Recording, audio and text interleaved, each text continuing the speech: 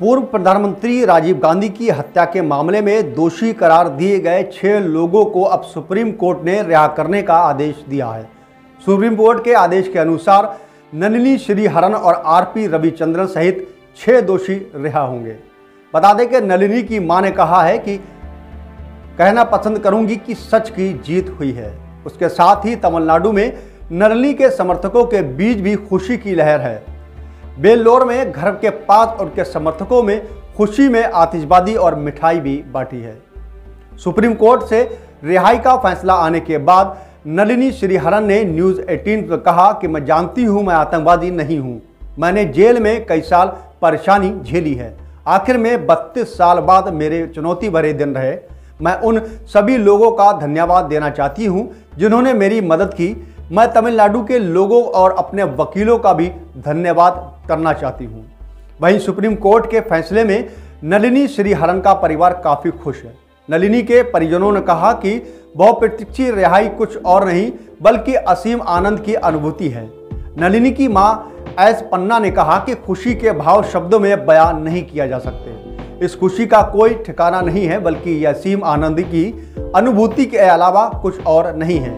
उन्होंने ये भी कहा कि नलिनी और अन्य को शीर्ष अदालत द्वारा रिहा किए जाने के निर्णय से न्यायपालिका में उनके परिवार पर भरोसा कई गुना बढ़ गया है।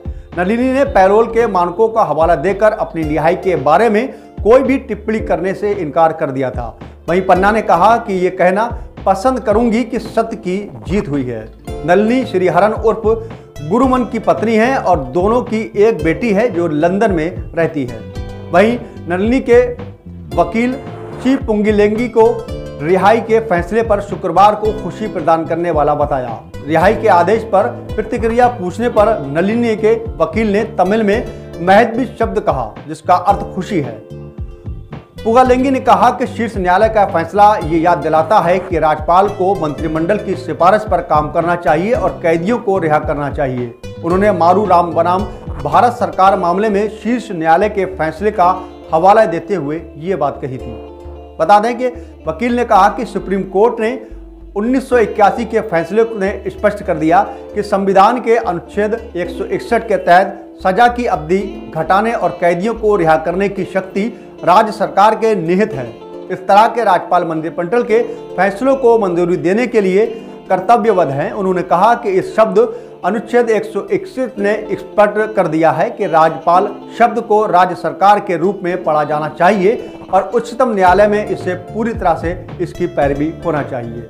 वहीं पुंगिलेंगी ने कहा कि हालांकि 2018 में तमिलनाडु मंत्रिमंडल में 7 दोषियों को रिहा करने का फैसला लिया था, लेकिन राजनीतिक कारणों के केंद्र द्वारा इसकी रिहाई पर रोक लगा दी थी। उन्होंने कहा कि हम कह सकते हैं इन वर्षों के दौरान उन लोगों का संविधान का उल्लंघन करते हुए अवैध रूप से कैद में रखा है।